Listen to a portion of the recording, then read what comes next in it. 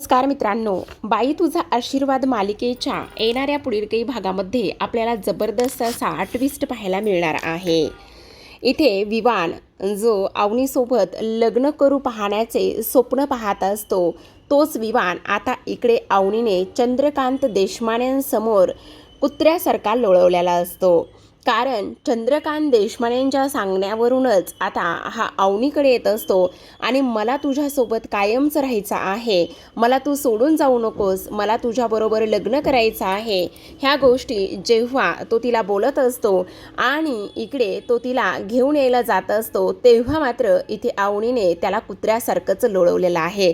प्रेक्षकांना खूपच जबरदस्त आणि भन्नाट असा प्रोमो आला आहे, ज्या प्रोमोमध्ये असं दाखवण्यात आलेलं आहे की आता मात्र अवनीने विवानची हकलपट्टी करून सुद्धा तोच विवान आता इथे आलेला असतो. आल्यानंतर अवनीचा हात धरत असतो आणि म्हणत असतो, अवनी प्लीज काही कर, पण तू माझ्याबरोबर चल. हे बघ, आपल्या दोघांचा सुखी संसार आपण करू. मला तुला कॅनडाला घेऊन जायचं आहे, मला तुझ्याबरोबर लग्न करायचं आहे. प्लीज अवनी, नाही म्हणू नकोस प्लीज. तेव्हा मात्र अवनी इथे त्याला म्हणत असते, विवान आत्ताच्या आत्ता माझा हात सोड. काय करतोयस विवान, हात सोड, मी तुला सांगते ना माझा हात सोड म्हणून. असं ती इथे त्याला बोलू लागलेली असते आणि त्याच्यापासून स्वतःची सुटका करून घेऊ लागलेली असते. पण इथे मात्र अवनीला तो काही केला आवरत नाही. पण तेव्हा मात्र सगळी दांगटांची पोरं एकत्र येतात आणि एकत्र आल्यानंतर आता मात्र इकडे राजा जो आहे तो राजा त्याची पॅन्ट काढत असतो, त्याचा शर्ट काढत असतो आणि शर्ट आणि पॅन्टनेच त्याचा गळा आवळण्याचं काम इथे राजा करत असतो. आणि त्यानंतर धुतल्यानंतर त्याला शेवटी अवनीसमोर बसवण्यात येतं.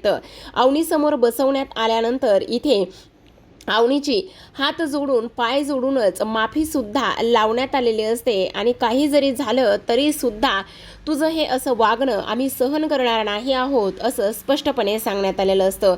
तेव्हा मात्र अवनी लगेचच म्हणत असते, आत्ताच्या आत्ता इथे ताबडतोब माझी माफी मागायची. तेव्हा मात्र इथे अवनी म्हणत असते, जसा आलास तसा कडेकडेनं निघायचं, नाहीतर तुझं मात्र काही खरं नसणार आहे. त्याचबरोबर इथे सगळे दांगट मात्र इकडे त्याला चांगलंच कुत्र्यासारखी धुलाई करत असतात आणि तिथून धक्काबुक्की करूनच त्याला पाठवून देण्याचं कामसुद्धा इथे आता व्यवस्थित पद्धतीने करण्यात आलेलं असतं. तर आता प्रेक्षकांना मुळात काय झालेलं आहे, तर इथे ना राजा आणि अवनीमध्ये थोडीशी मजा मस्ती सुरू असते आणि दोघांमध्ये सुद्धा मजा मस्ती ही सुरू असताना इकडे आता राजाच्या हातामध्ये एक काठी असते. राजा तू काठी ओढतो तेव्हा अवनी तिथे असलेल्या बाजावरती पडत असते, जी की अण्णांची फेवरेट आहे. आता तिथे पडल्यानंतर ना इथे राजाला थोडंसं वाईट वाटतं की अवनी खाली पडलेली आहे, त्यामुळे तो तिला हात देत असतो आणि त्यानंतर मात्र इथे मुद्दामच म्हणत असतो, खरं तर ना इथे कानातून जाळ आणि धूर हे संकटच निघेपर्यंत मारलं पाहिजे, ह्या सगळ्या गोष्टी केल्या पाहिजेत, असं सुद्धा आता इकडे तो बोलू लागलेला असतो. तेवढ्यातच तिथे आता ना अवनी रडण्याचं नाटक करत असते. आता अवनी रडण्याचं नाटक करत असताना हे सगळं काय होतंय असा विचार इथे आलेली स्वाती करत असते. स्वातीला इथे अवनीची काळजी वाटत असते आणि आता इकडे ही जी काही स्वाती आहे ना, ती स्वाती ते चंद्रकांत आणि त्याचबरोबर संगीताच्या हातातलं बाहुलं बनलेली असते आणि ती इथे आलेली असते. आता तिथे आल्याबरोबर ती ह्या राजावर ओरडून बोलत असते आणि म्हणत असते, तुझी हे सगळं काही करण्याची हिंमत कशी झाली, तू इथे काय करतोयस, आणि त्याहूनही सगळ्यात महत्त्वाची गोष्ट म्हणजे बाईसोबत कसं वागायचं, काय करायचं, ह्या साध्या बेसिक गोष्टी तुला समजत नाही आहेत का. तेव्हा मात्र इकडे तो म्हणत असतो, नाही तुमचा काहीतरी गैरसमज होतोय, प्लीज असं काही नाही आहे. मग आता इकडे ती म्हणत असते, कोणाचा आणि कसला गैरसमज होतोय. तेव्हा मात्र अवनी स्वातीला बघूनच मिठी मारत असते आणि म्हणत असते, वहिनी तू इथे आलेली आहेस, तू आलीस तर त्या सगळ्या गोष्टींचा मला प्रचंड आनंद झालाय, असं सुद्धा आता इकडे ती बोलत असते. त्यावर लगेचच आता स्वाती म्हणत असते, हो मी तुला घेऊन जायला आलेली आहे, आत्ताच्या आत्ता माझ्याबरोबर चालायचं.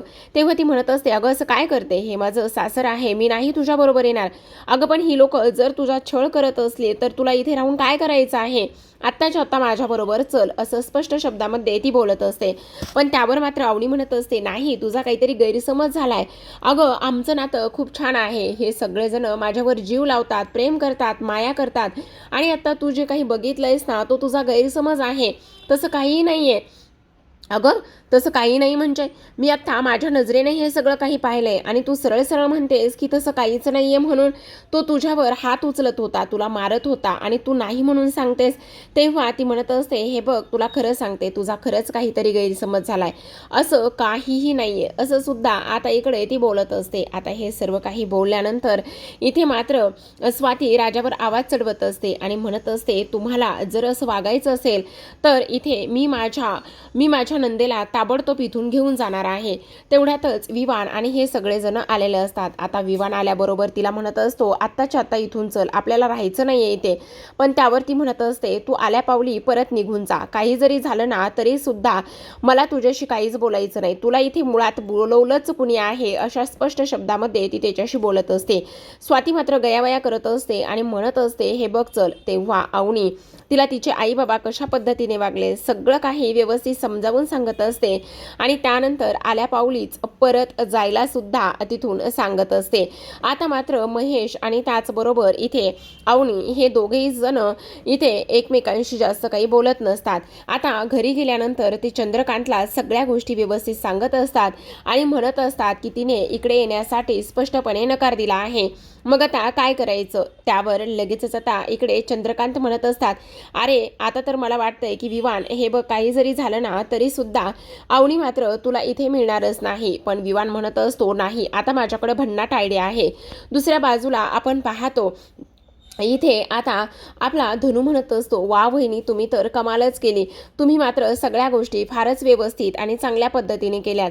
तेव्हा आता इकडे हा जो काही विवान आहे ना तो पुन्हा एकदा अवनीकडे येतो आणि अवनीकडे आल्यानंतर तो म्हणत असतो, काही जरी झालं ना तरी मला तुझ्यासोबत इथे राहायचं आहे, मला राहू दे, मी तुझ्याशिवाय जगू शकत नाही, असं सुद्धा आता इकडे ते बोलत असतात.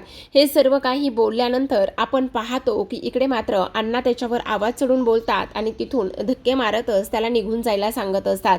अवनी मात्र म्हणत असते, हा असा मात्र ऐकणार नाही, राजा ह्याला आहे त्याच परिस्थितीमध्ये उचल आणि त्याचबरोबर हा कोणाच्या सांगण्यावरून इथं येतोय आणि त्याचबरोबर मला कशामुळे हा त्रास देतोय हे मात्र मला चांगलंच माहिती आहे, असं म्हणूनच आता लगेचच इकडे ती त्याच्या कॉलरला पकडत असते. राजा सुद्धा इकडे त्याच्या कॉलरला पकडतो आणि कॉलरला पकडूनच आता लगेचच इकडे तो त्याला घेऊन जाण्याचा प्रयत्न करत असतो. हे सगळं काही झाल्यानंतर आपण पाहतो आता अवनी ही चंद्रकांत देशमान्यासमोर याला कुत्र्यासारखं धुत असते आणि म्हणत असते, हा तुम्ही पाळलेला कुत्रा अजून किती दिवस पाळणार आहेत, त्याचबरोबर हा माझ्या संसारामध्ये ढवळाढवळ करत आहे, त्यामुळे आत्ताच्या आत्ता ह्याला माझ्या संसारापासून आणि त्याचबरोबर माझ्या नवऱ्यापासून ह्याला ताबडतोब दूर करा, असं सुद्धा आता इकडे ती बोलत असते. आता हे सर्व काही बोलल्यानंतर मात्र अवनीने ह्याला अक्षरशः आता कुत्र्यासारखंच लोळवलेलं असतं